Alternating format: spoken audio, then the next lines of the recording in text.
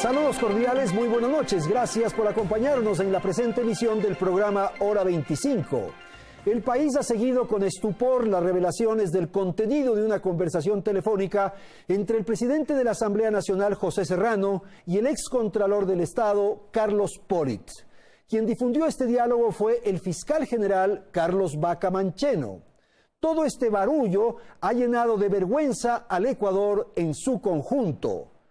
Que las más altas autoridades de la gestión política y del control nacional se despellejen públicamente de este modo produce sin duda un bochorno nacional. La semana que concluye, finalmente se integró el Consejo de Participación Ciudadana y Control Social. A esta hora, este organismo se convierte en la única esperanza para limpiar, para asear la putrefacción que nos dejó el gobierno anterior. Nuestros invitados esta noche son los siguientes. Agradezco la participación del expresidente de la República, doctor Osvaldo Hurtado Larrea. También nos acompaña María Paula Romo. Ella fue asambleísta constituyente. Gracias a la audiencia, Natalie, buenas noches. Buenas noches, Andrés, amigos televidentes. En el 2017, el fiscal Carlos Vaca presentó dictamen acusatorio para el excontralor Carlos Pollitt y su hijo John por el presunto delito de concusión en el caso Odebrecht. En el 2018, Carlos Pollitt denunció que Vaca, cuando era miembro de la comisión que investigaba los hechos del 30S, hizo mal uso de los fondos reservados y autorizó contratos para manipular maliciosamente los videos de lo ocurrido en esa revuelta policial. Esta semana, el fiscal Vaca advirtió a raíz de un audio entre José Serrano y Carlos Pollitt que su seguridad personal corre peligro.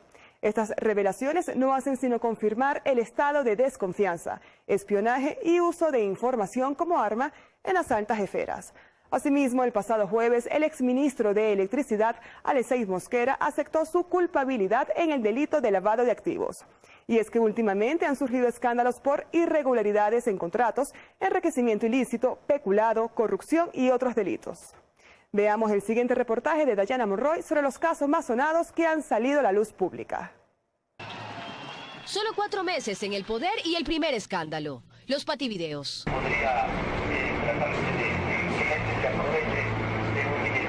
El protagonista, Ricardo Patiño, en mayo del 2007, como ministro de Finanzas, tramando lo que sería una manipulación al mercado. Por este movimiento, sus acompañantes, tenedores de bonos, podrían haberse beneficiado con $50 millones. Años después, los Wikileaks confirman la tesis. 2008, la ministra de Salud, Caroline Chang, y sus 115 ambulancias con sobreprecio. Es acusada de peculado, pero luego sobreseída. Esto es un complot político. Casi $4 millones le costó esto al país. Inicios del 2009, el ministro de Deporte y su asesor, el Comecheques. Fui a visitar a mi amigo Raúl Carrión, que se encuentra recluido en el penal García Moreno. Lo que se ha hecho con Raúl Carrión, de volverlo al penal García Moreno, es una injusticia. Mediados del mismo año, julio del 2009, el Gran Hermano. Los medios publican los contratos millonarios de Fabricio Correa, que durante 2 años superaron los $80 millones. Yo no conocí de esos contratos. Pero su propia veeduría reiteraba que conocía todo. El señor presidente de la República indica textualmente: sí conocía de la compra de la empresa Cosurca. Lo único que supe fue la compra de Cosurca. Luego, en otra parte indica: sí conocía del préstamo de la Corporación Financiera Nacional. Además de Cosurca, supe lo del crédito. Usted quiere que nosotros le demostremos que usted sabía, usted lo está diciendo. Y así terminó todo. Que no me da la gana de enjuiciar al ingeniero Fabricio Correa. Julio del 2011, caso Chalecos, Agencia Nacional de Tránsito. Los contratos por más de $10 millones que firmó Ricardo Antón para adquirir chalecos de mala calidad, 600.000 llegaron al país. Y pese a que solo habían 150.000 motos matriculadas, luego, con más dinero ecuatoriano, compró otros 600.000 chalecos más. 2 meses después, septiembre del 2011, la venta del EQ2. Pedro Delgado, el primo de Correa, aparece. Como presidente del fideicomiso No Más Impunidad, vendió sin subasta y por 40 millones menos de su valor el 70% de las acciones del ingenio azucarero incautado a los Isaías. que por cierto, se pagó con un crédito financiado por la CFN. Enero del 2012, la narcovalija.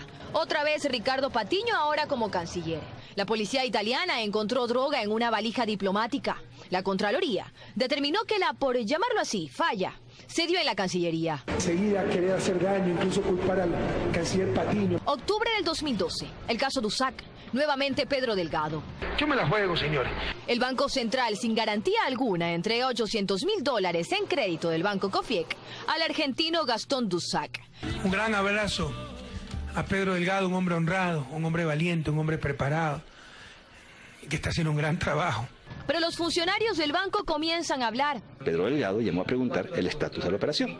¿Cuál era el apetito de ellos? Desconozco. Y mientras desde el gobierno le hacían homenajes y el expresidente rompía diarios que hablaban de su primo. Destituirlo. ¿Por qué? Por el escándalo que hace una prensa tremendamente corrupta. Se descubría que incluso Delgado tenía título falso. Todo eso se la ha derrumbado. Ahora resulta que no tiene título economista. Finalmente, en diciembre de ese año, la mentira no dio más. Porque debo reconocer con hombría de bien que cometí un error, gravísimo error, hace 22 años. Tomé una decisión equivocada y para alcanzar un objetivo académico cometí una falta que hoy me está costando muy caro. No viene al caso abundar en los detalles del por qué o bajo qué circunstancias a INCAES entregó un documento sin valor que me acreditaba un título que no ostentaba. Pero con la venia del expresidente Pedro Delgado salió del país. Ya salió del país, se encuentra en Miami, porque mañana se casa el hijo mayor de Pedro Delgado. Pero frente a esa circunstancia familiar, dijo, bueno, no voy, pero vuelvo después de Nochebuena, Navidad, etc.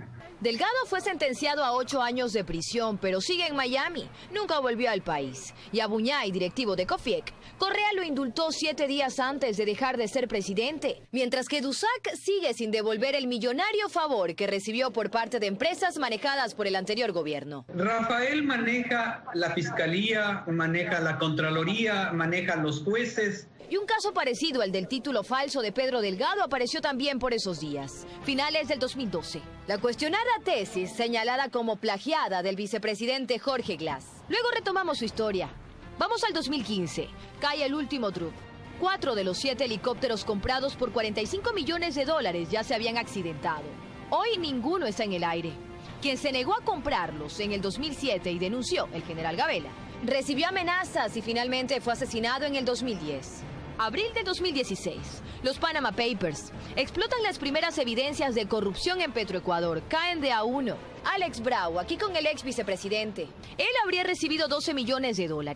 El ex ministro de Electricidad, Alexeis Mosquera, 1 millón. Y 2 millones más el ex ministro de Hidrocarburos, Carlos Pareja Llanuselli. Y los exfuncionarios de Correa comienzan a hablar. No se hacía absolutamente nada que no tenga el visto bueno o no haya tenido el visto bueno de Jorge Glass.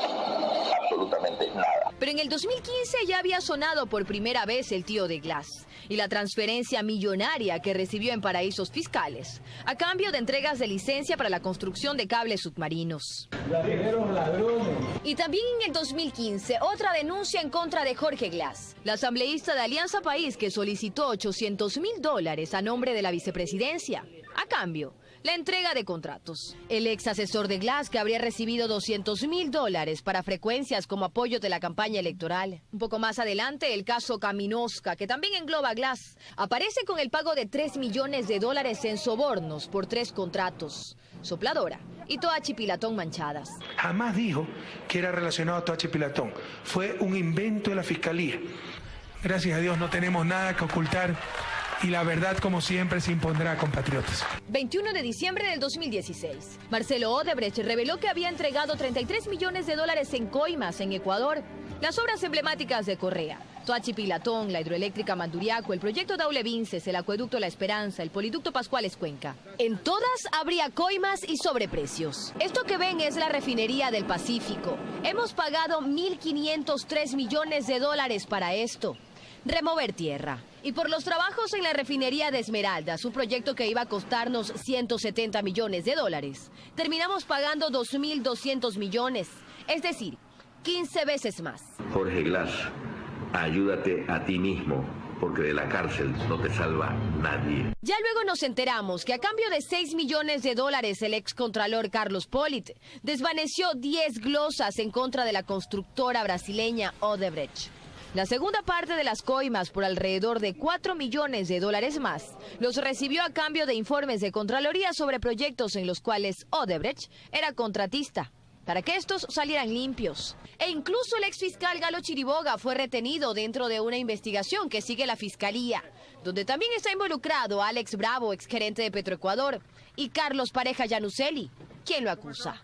Y podríamos seguir mencionando más casos. Vial Mesa, empresa fundada en el 2010 por Camilo Yalca Villegas, chofer del hijo del exsecretario de Comunicación Fernando Alvarado. Monopolizó los contratos estatales de transporte de Uria. Nos costó $3 millones. La adquisición de los radares chinos por 270 millones. La deuda externa, oculta desde el 2008. El caso Chucky 7, que dejó serias dudas sobre la sentencia a Diario El Universo. Se terminó Chucky 7. Ahí quedarán sus viudas. Yachay, los 210 millones en inversión investigados por la Contraloría. Esta es una empresa sobredimensionada en su recurso humano. Pegaso, y los $780.000 que nos costó nuestra corta era espacial. La iniciativa Yasuní TT, durante 3 millones en viajes, el manejo de Gamavisión y los otros canales. Y otros casos que se van confirmando, lo más reciente.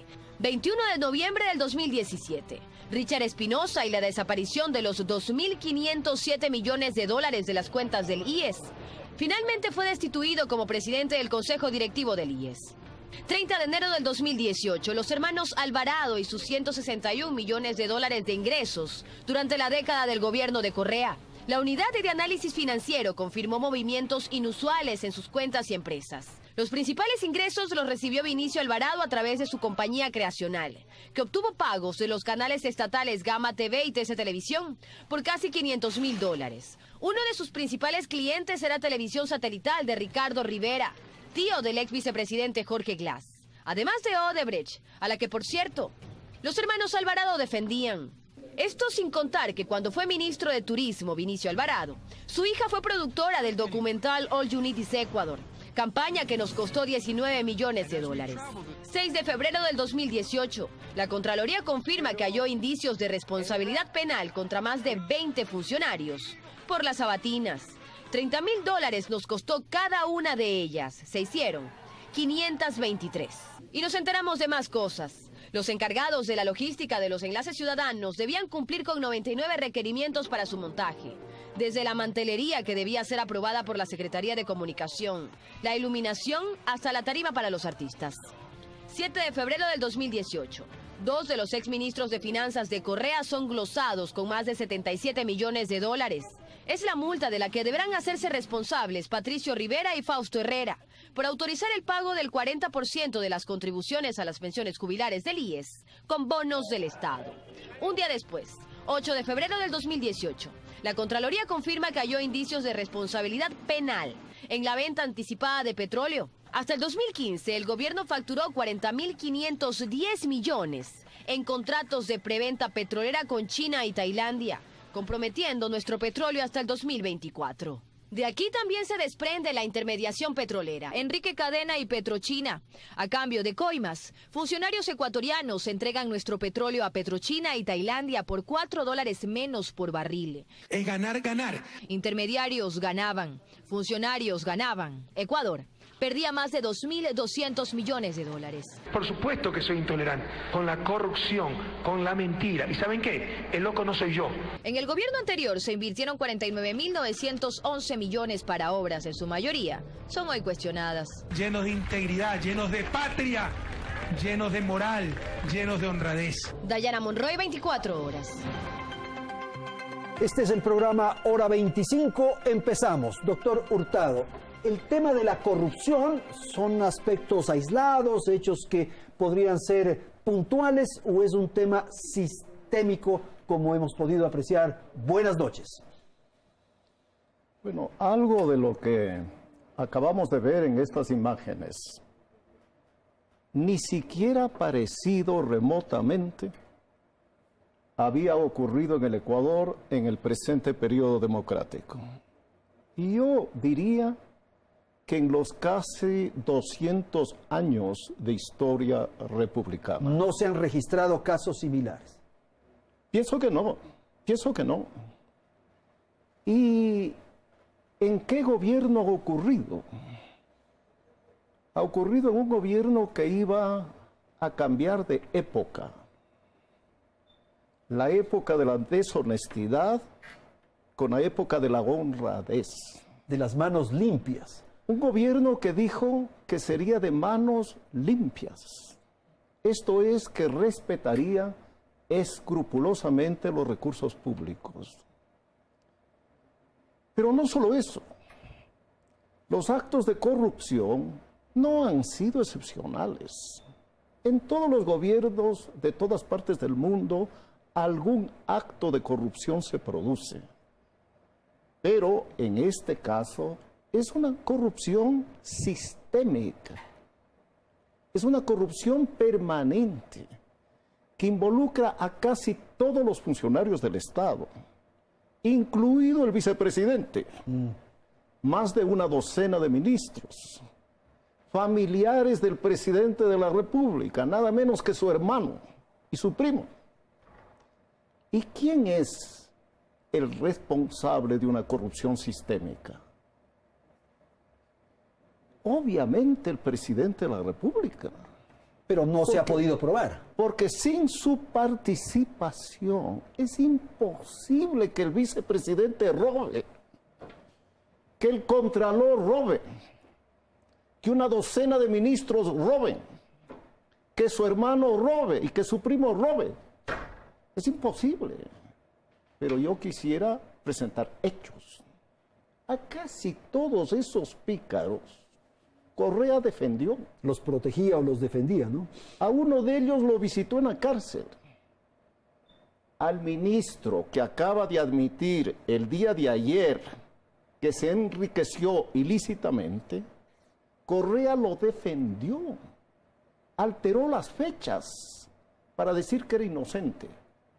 Bien, Correa no solo hizo esto, proteger a corruptos, sino que creó las condiciones para que exista la corrupción. Una pausa, doctor. María Paula, el tema está planteado, corrupción. Andrés, buenas noches, muchas gracias por la invitación. Buenas noches, Osvaldo.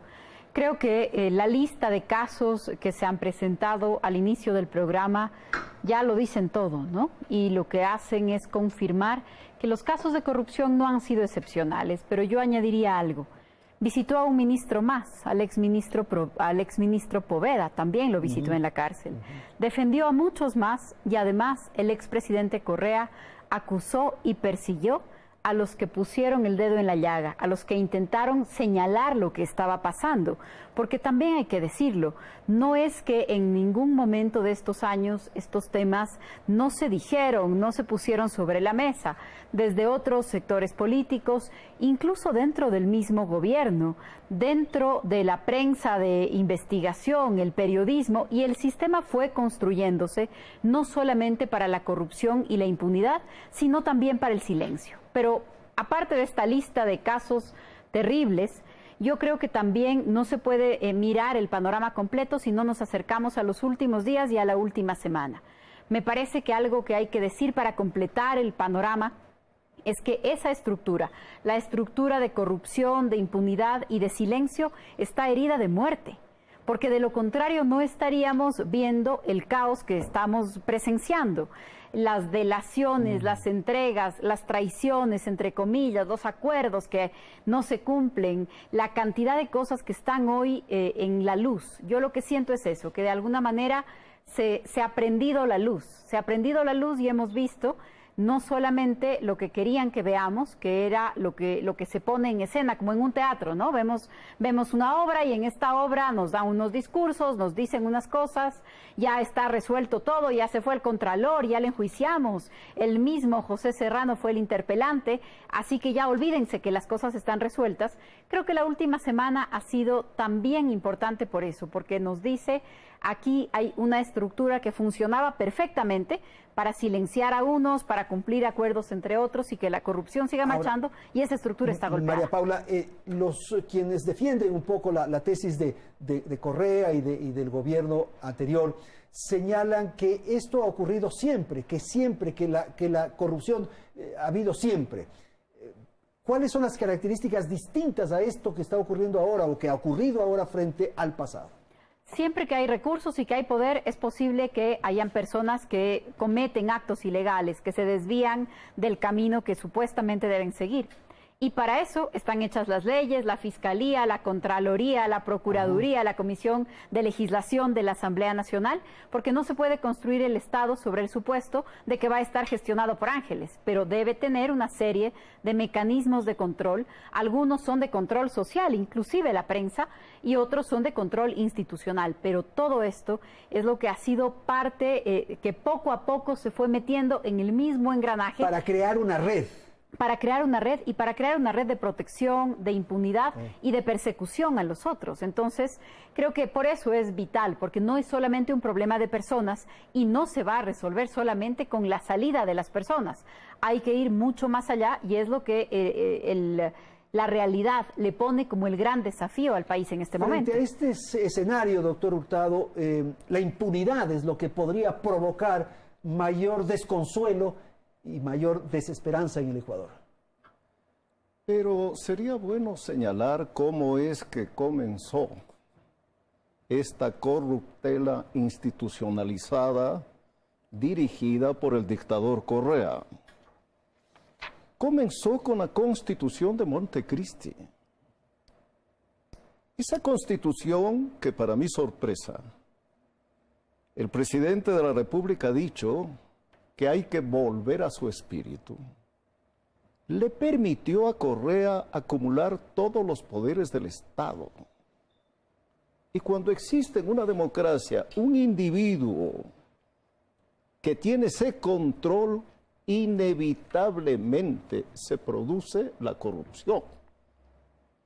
Y luego continuó con todas las leyes. Bueno, pero entonces no es un problema de la Constitución, es un problema de las personas. No. Es un María Paula tendrá que defenderse un poco. A ver. Pero es un problema de la Constitución.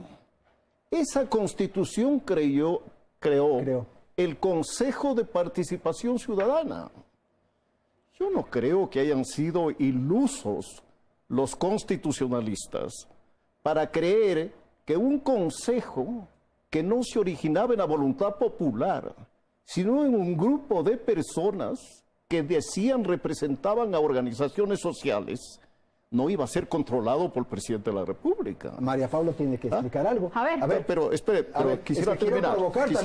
Quisiera terminar. Y a la Constitución siguieron leyes aprobadas por la Asamblea Constituyente y por la Asamblea Nacional. Entre ellas la Ley de Comunicación, la que creó el SENAIN, ese órgano policial fascista del que se valió Correa para perseguir a todos aquellos que denunciaban la corrupción. Bueno, entonces no solo es Correa, es todo un sistema a cuya constitución contribuyeron muchos políticos ecuatorianos, muchos jóvenes ecuatorianos, muchos viejos ecuatorianos. Y la responsabilidad entonces va más allá que Correa. Pero lo que importa en este momento es que el jefe de la corrupción, llamado Rafael Correa Delgado, sea investigado por el fiscal. Pero como Correa era un vivo, primero nombró como fiscal a su abogado personal, este abogado Chiriboga, y luego a su secretario, el actual fiscal, para que le protejan. Nadie a este momento ha investigado a Correa por la corrupción. Hay una pausa, doctor. María Paula. A ver, si el problema es sistémico, hay que ver lo sistémico. Entonces, el origen de este problema no es la Constitución de Montecristi, sino la Constitución del 98, que tuvo un germen para la crisis del sistema financiero. La crisis del sistema financiero creó un ambiente político de desconfianza de pobreza en este país que dio lugar a un gran candidato antisistema al que muchos millones de ecuatorianos apoyamos. O sea, si el problema es sistémico, el problema es sistémico. Correa es producto de esa crisis, Rafael Correa es hijo del sistema político ecuatoriano, por supuesto, porque eso es mirar el problema de manera sistémica. Rafael Correa llega... Hijo ilegítimo. Afortunadamente, en el Ecuador desde hace muchos años ya no se hace esa distinción y los padres tienen que hacerse cargo de todos los hijos. De las virtudes y de los defectos de los hijos, ¿no? De todos los hijos. No pueden decir, sí quise, en este hubo matrimonio y en este no hubo. Esos hijos ilegítimos hace rato ya... No, pero lo que yo creo es que si el problema es sistémico, todos debemos asumir como sociedad cuál es exactamente el origen, pero también cuáles exactamente las características de lo que estamos viviendo. Rafael Correa llega al poder como resultado de un momento de gran descomposición política. No llega de la nada, no llega como resultado de un partido político tradicional, llega como un político antisistema. Un político antisistema que tiene condiciones para ganar una elección en un momento parecido a este. Un momento de que se vayan todos, un momento en donde se descubrieron los vínculos entre los poderes financieros y los poderes políticos, los problemas del financiamiento de las campañas electorales, un problema sistémico como el que enfrentamos hoy, que lamentablemente un político joven con un inmenso respaldo y que causó mucho entusiasmo en el país, no solamente no pudo resolver, sino que superó. Pero solo quiero añadir una cosa. La Constitución de Montecristi por sí sola no habría podido crear este problema. Podemos tener miradas muy críticas sobre ella y yo me voy a sumar a algunas y voy a defender otras. Pero la Constitución de Montecristi no le permitía la reelección indefinida, por eso tuvo que modificarla. La Constitución de Montecristi no le permitía tomarse la justicia y por eso tuvo que reformar la Constitución. La primera reforma fue para eso y nosotros nos fuimos en ese momento. La Constitución de Montecristi no le permitía controlar las Fuerzas Armadas en la seguridad interna y también lo puso en una consulta. Por cierto, en su propia reforma, la reforma constitucional no le permitía poner a su secretario particular en el Consejo de la Judicatura y a su secretario particular en el Consejo de la Judicatura lo puso el presidente de la Corte Nacional de Justicia. Entonces, hay mucho que discutir sobre un problema sistémico, por supuesto que sí, y también hay mucho que discutir sobre cómo el sistema político, el sistema social, las élites ecuatorianas, no volvemos a repetir el mismo problema. Osvaldo, tenemos que ir a una pausa. Vamos a una pausa para que pueda desarrollar con mayor tranquilidad. Vamos al corte comercial y enseguida la segunda parte de Hora 25.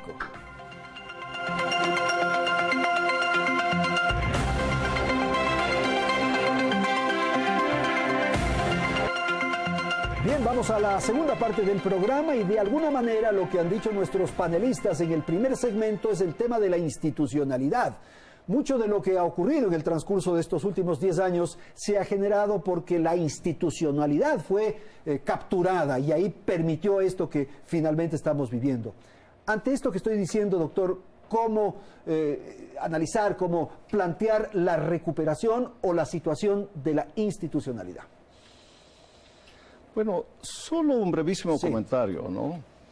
Poniendo en extremis, ¿no? Lo que hoy ocurre habría sido causado por Roldós, Hurtado, Febres Cordero, Borja, Sixto Durán, Novoa, etc. No es así, ¿no? Creo que no es así, ¿no? Lo que ha ocurrido en estos años es de responsabilidad, en primer lugar, del presidente de la República. En segundo lugar, del régimen jurídico que ha regido en estos años. En tercer lugar, de esa conducta inmoral de Correa, desde cuando asumió la presidencia. Y se valió de su poder para conseguir que un juez de bolsillo le dé una indemnización de $5 millones por daño moral que debía ser pagada por Banco Pichincha. ¿O Roldós habría hecho eso? Yo creo que no. Ni Sixto Durán, ni Borja, ni Novoa, ni Maguad, ni ningún otro presidente. Y eso no provocó un escándalo nacional. No fue llamado el presidente al Congreso Nacional, a la Asamblea Nacional, a decirle, ¿cómo usted se vale de la justicia para enriquecerse?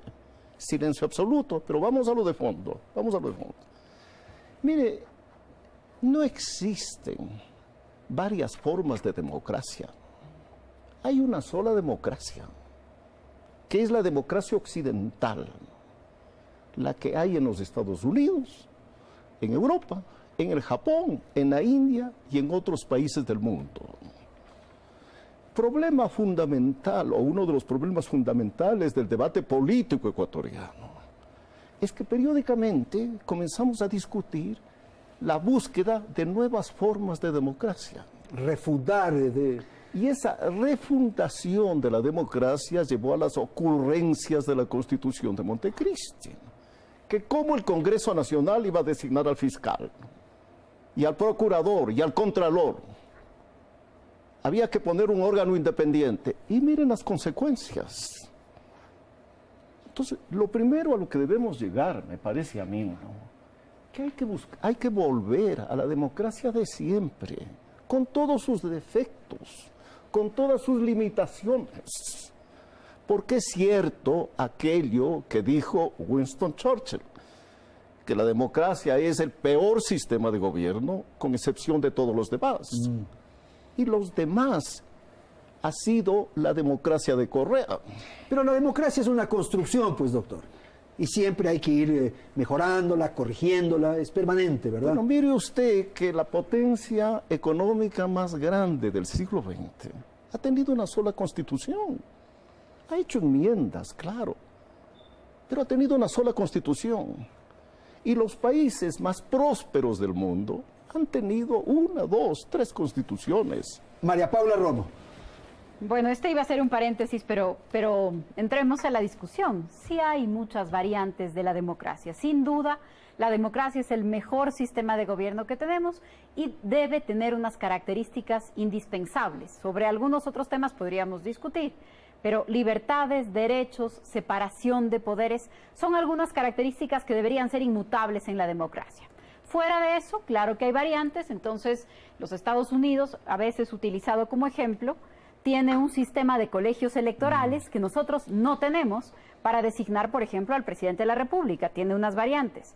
Un sistema que a veces te pone también como ejemplo, ha producido un presidente como el que hoy día tiene, que me parece poco ejemplar o poco ideal para el momento. Pero creo que no debemos dejar de discutir cómo mejorar la democracia que tiene el Ecuador sin refundarla, cómo mejorar el Estado sin refundarlo, y cómo ver el problema, que yo creo que también es un problema de fondo.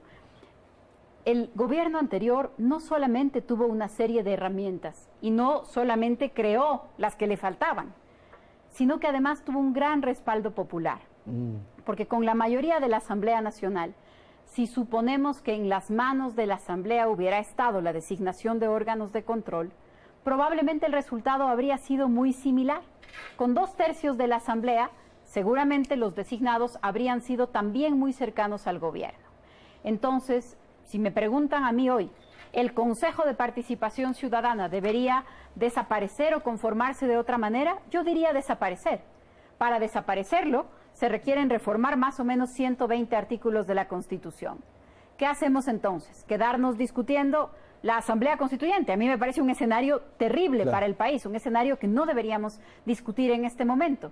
Pero al mismo tiempo que ha sucedido lo que ha sucedido en esta semana, el país ha buscado desde la voluntad política, empezando por la voluntad política del presidente, sumada a la de todas las fuerzas políticas, más la decisión de los ciudadanos, los mismos ciudadanos que votaron o que votamos por el gobierno anterior, muchos de los que no votamos por el actual presidente, todos juntos hemos buscado una salida institucional para el actual momento, porque creo que eso también es lo que hay que subrayar. Esta semana se nombró un Consejo de Participación Ciudadana y Control Social, que es en este momento una puerta de salida importantísima para esta crisis. María Paula, el tema podría ser visto o mirado desde una perspectiva ideológica, y me parece que sería un error, porque uno diría entonces, estos que son del socialismo del siglo XXI, esto que es la izquierda, ellos son los corruptos. Y los otros, los que representan esa otra cosa que podría ser la derecha, son los correctos. Y me parece que eso no debería ser así. Ni la corrupción, ni la corrupción ni el autoritarismo tiene signo político. Hay corruptos de izquierda y hay corruptos de derecha. Hay autoritarios de derecha y hay autoritarios de izquierda. Lo que necesitamos es construir condiciones mínimas, respetando nuestras diferencias ideológicas, porque yo creo que la división más importante que en este momento deberíamos tener en la política nacional es entre ladrón y no ladrón. Ya está. Y sobre el resto de temas, pongámonos de acuerdo, respetemos nuestras diferencias. Ese es el debate, doctor. Y hagamos un acuerdo, porque el país merece otra realidad. Y el presidente Moreno hoy, la capacidad, la calidad y el respaldo para llevar adelante ese acuerdo que supere también los conflictos políticos al interior de su partido. Doctor. Bueno, yo decía que la primera tarea es restablecer un orden democrático, no me gusta la palabra, pero no me hay remedio, ortodoxo. La República. Esto es un orden republicano. Mínimo. Mínimo. Que una constitución que responda a pluralismo político ecuatoriano. No solo a un partido político, como fue la Constitución de Montecristi. ¿Pero que usted es partidario de una asamblea constituyente? A eso iré después, ¿no? Bueno, entonces, primero, tengamos un orden jurídico en el que haya independencia de poderes. Eso significa un contralor, un fiscal independientes, que cumplan con su función de control, que no estén subordinados a intereses contingentes. Y eso ha existido en el Ecuador. El doctor Hugo Ordóñez Espinosa, designado en el gobierno de Roldós por el Congreso Nacional, pues es un ejemplo de honorabilidad. Pero eso le demuestra que no es la Constitución, no es las leyes, son las personas. No, pero fue elegido por el Congreso Nacional. Sí, pero ahí yo coincido con María Paula. Si elegían los de la asamblea esta, que tenían mayoría, probablemente podría ser el mismo. Porque da la casualidad que el presidente de la República, que era Jaime Roldós, propuso a Hugo Ordóñez. Y propuso a Edmundo Durán Díaz para fiscal. Bueno, comparen a estos dos ilustres ciudadanos con el contralor del correísmo, con los fiscales del correísmo. Hay un abismo moral, intelectual, jurídico y de todos los órdenes. Pero no nos perdamos, ¿no? Primero, hay que restablecer las instituciones democráticas, la independencia de los poderes, el control de las autoridades, bueno, todo eso. Pero lo segundo que hay que hacer, me parece a mí, y esa es una responsabilidad de este Consejo Temporal, pues hay que cambiar a estas autoridades, que son dependientes de la voluntad de un partido político, del expresidente de la República o del actual presidente, y tiene que ponerse a personas independientes de esos intereses. También independiente de los intereses de la oposición. Claro, porque si no van a convertirse en persecutores de los otros. Y no se trata. Todo eso tiene que ver con institucionalidad. Pero también me parece a mí que hay que castigar la corrupción. Eso sí. Y eso pasa por la investigación y enjuiciamiento del dictador Correa. Por ahí hay que empezar. Porque él es el responsable de la corrupción, como se ha visto en el video que se ha pasado, ¿no? Defendiendo la corrupción, protegiendo la corrupción. Ahí no apareció, lamentablemente, cómo persiguió Correa a todos los que denunciaron la corrupción. Varios de ellos han sido absueltos, pero no todos.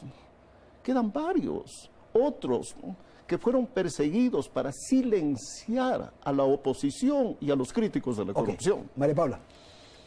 Mucho que hacer. Me parece que el Consejo de Participación Ciudadana es una oportunidad, regreso a eso, tiene un gran poder, la consulta popular le dio un gran poder y con ese gran poder una gran responsabilidad. No solamente puede declarar anticipada la terminación de los periodos, de quienes hoy están en todos los órganos de control, porque también hemos visto esta semana que hay algunos tratando de sacar el cuerpo, ¿no es cierto? No era conmigo no dijo, la pregunta tiene, no, a todos los órganos de control, en cuya designación el Consejo de Participación Ciudadana, como institución, no los destituidos, la institución Consejo de Participación Ciudadana tuvo alguna injerencia en su nombramiento, a todos puede declarar terminados sus periodos de manera anticipada. Tal vez con lo que dice el doctor Hurtado, evaluar primero y luego destituir. A ver. Porque creo que además es clave que sea el resultado, esa terminación de los periodos de muchos o de todos ellos, que sea el resultado de una evaluación tan objetiva como sea posible,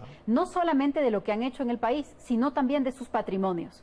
Yo creo que el Consejo de Participación Ciudadana tiene en este momento la facultad otorgada por la consulta y la autoridad que está no solamente en los personajes que lo integran, sino en la expectativa que hay en el país, para además examinar el patrimonio de quienes han estado ahí, porque no ha sido un problema solo de obediencia o solo de militancia, de sumisión, también ha sido un problema ético, cómo se han gestionado esas instituciones. Y me parece que esa oportunidad le da también al país la tarea de ir más allá. ¿Qué pasa en la Asamblea Nacional? Tenemos 9 meses de escándalos que se destapan a diario. Y todavía no hay nadie en la Asamblea Nacional, o tal vez alguien ya lo propuso, pero la Asamblea no lo resuelve.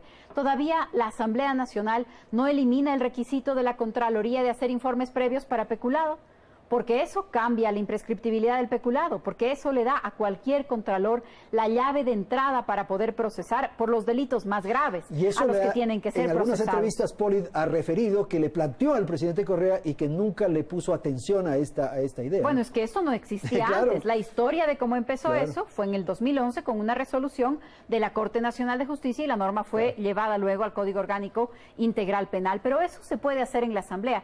¿Qué pasa en la Asamblea? Este es un momento excepcional. Yo sé que algunos abogados no están de acuerdo con esto, pero ¿por qué la Asamblea en este momento no discute que sean públicos los documentos de la Contraloría? Porque de pronto tenemos a un Contralor, al anterior, al actual, que dice he mandado cientos, miles de informes con responsabilidad penal y a los fiscales diciendo son reservados, así que no puedo decir, y hay un camino entre la Contraloría y la Fiscalía en donde no sabemos. El presidente de la República dijo, hay 600 obras con irregularidades. Tiene que ser público un mecanismo para darle seguimiento a esas 600 que deben ser convertidas en procesos penales, porque el mensaje para el país no puede ser un mensaje solamente con algunos peces chicos y tal vez algún pez mediano. El mensaje para el país debe ser que no hay tolerancia para la corrupción y que no va a haber condiciones para la impunidad. Doctor, pero habrá que ser justos en señalar que se ha avanzado algo, que se ha logrado algunos temas concretarlos, porque esto que se estructuró en 10 años es muy complejo de extirpar. Fíjese lo que ocurre en Venezuela. Llevamos 3 o 4 años de que el mundo entero está queriendo resolver la crisis que está ocurriendo en ese país y no se puede. En Bolivia ahora mismo hay la posibilidad de una reelección, están cambiando las estructuras para lograr esa reelección. Esto que está sucediendo en el Ecuador requiere también de mucha paciencia para lograr. Pues. Es muy difícil desmontar un régimen dictatorial a través de procedimientos democráticos, como en este caso hay que proceder. Es muy difícil. Porque Correa dejó todo, voy a emplear una frase del dictador de España, Franco, ¿no? Dejó todo atado y amarrado. Y a través de los procedimientos constitucionales y legales, eso puede llevar a 1, 2 o 3 gobiernos. Claro. Felizmente, y hay que reconocer el mérito del gobierno, ha encontrado una puerta de salida a través de la consulta popular. Yo habría sido partidario de que la consulta diga eliminar el Consejo de Participación Ciudadana y devolverle a la Asamblea Nacional esa facultad. Pero de los males el menor. Y pero capaz que nos atrapábamos en un debate mucho más complejo. Pero había que encontrarle una salida. Y entonces hoy va a ser fundamental el trabajo de ese Consejo, en el que afortunadamente hay ciudadanos que yo creo que merecen la confianza pública, entre ellos a alguien que conozco desde hace muchísimos años, que es Julio César Trujillo. Ahí hay una garantía, por ejemplo, de honestidad. ¿De dónde viene él en este momento? Antes no. Viene de la izquierda. Hay una izquierda honorable. Así es. Ay, sí, claro. Bien, pero a mí me parece que el gobierno en este momento tiene muchas otras cosas que hacer. presidente de la República ha dicho que se propone hacer una cirugía mayor para combatir la corrupción. Bueno, debe acompañar a esa declaración medidas. Y una medida que entraña un enorme simbolismo, me parece a mí, es impedir que los contribuyentes, que nosotros, que pagamos impuestos, sigamos financiando una guardia policial para el dictador Correa, el ex dictador Correa.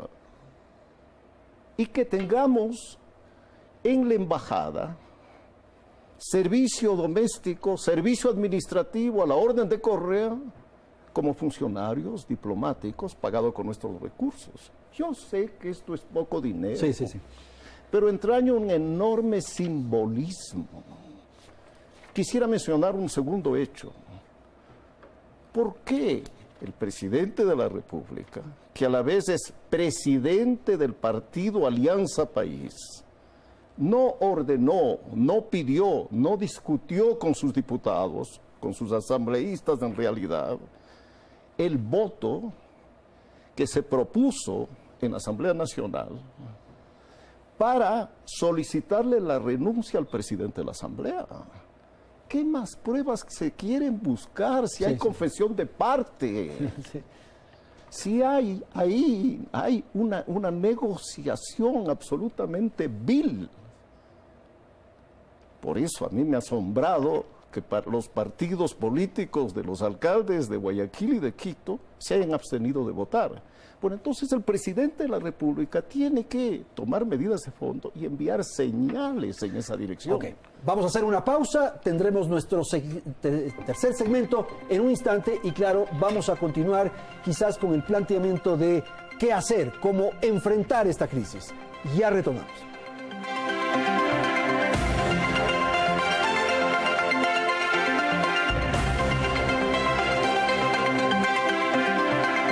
Tercera parte de Hora 25. María Paula, ¿qué hacer? Sería con lo que vamos a cerrar este programa. Pero es ¿qué hacer referido a esta crisis? La crisis hay muchos temas. No, porque hay en la economía, pero hay problemas hasta en la Federación Ecuatoriana de Fútbol, de modo que pero creo que ¿qué hacer frente a esta crisis en particular? Claro. Lo primero es que no se puede mirar para otro lado. Es bueno que el presidente de la República no reaccione de manera impulsiva y gobierne por Twitter a los 30 segundos de que empiece el escándalo. Es bueno. Pero ya después de que transcurren unos días y puede tener toda la información y hablar con quienes tenga que hablar y organizar las cosas casa adentro, el presidente de la República no puede quedarse al margen de esta discusión. Y esto no significa interferir en las funciones del Estado, pero significa darle la importancia y la gravedad que tiene lo que hemos escuchado en estos días. ¿No tomar partido o cree usted que sí debe tomar? Tiene que. El presidente de la República es además el presidente del partido político, de mayoría del partido político que tiene la bancada más grande en la Asamblea Nacional y hay que darle una señal al país de que estas prácticas no se pueden seguir tolerando. No es pequeño lo que ha pasado en la conversación, al revelarse la conversación entre Serrano y Polit.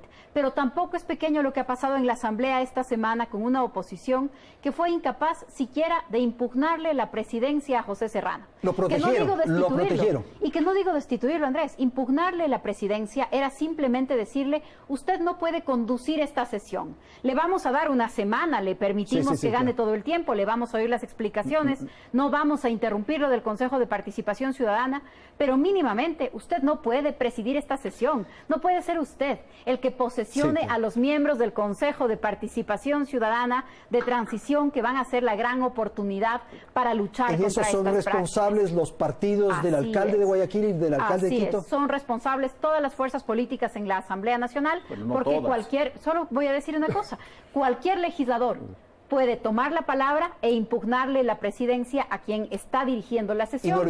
Y en ese momento, quien dirige la sesión tiene que tomar su puesto, su curul, y defender que está en calidad de presidir la sesión, y esa es otra votación. No es un cambio en el orden del día, no es destituirlo esa misma tarde. Yo creo que hay que actuar de una manera muchísimo más frontal en este caso. ¿Qué hacer, doctor?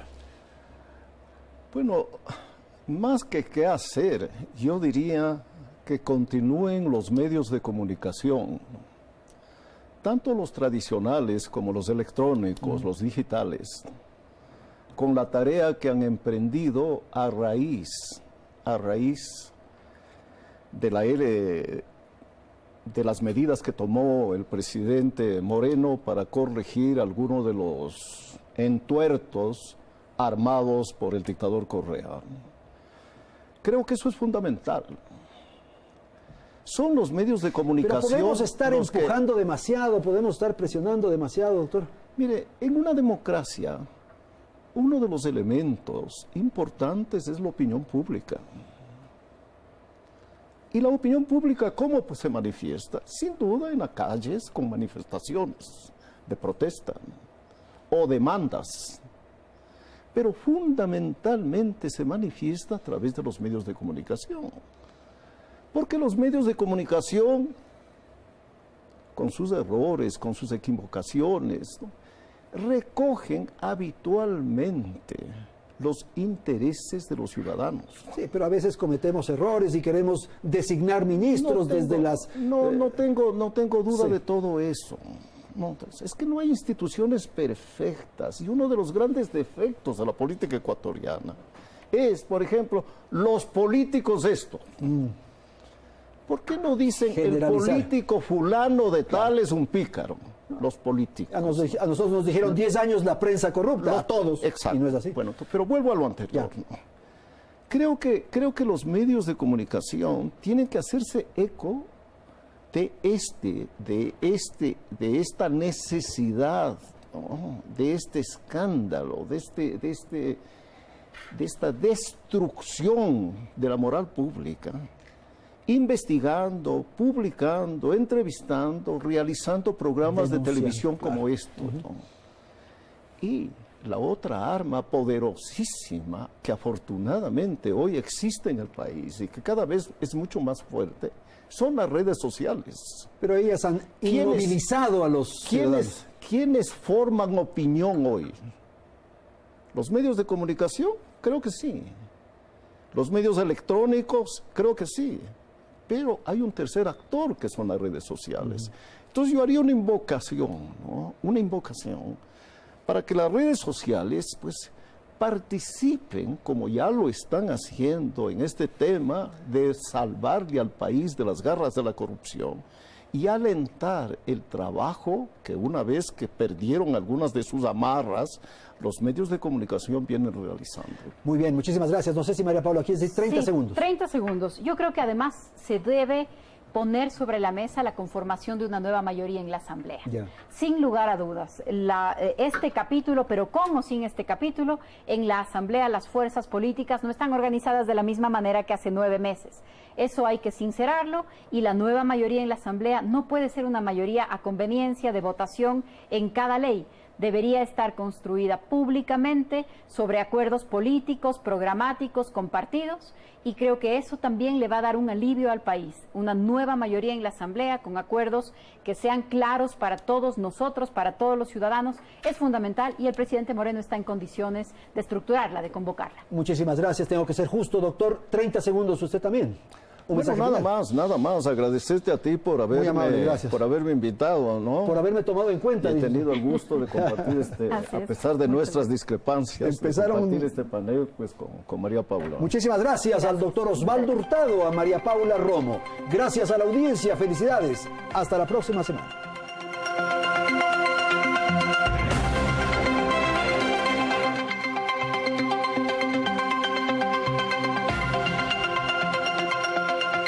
Teleamazonas presentó Hora 25.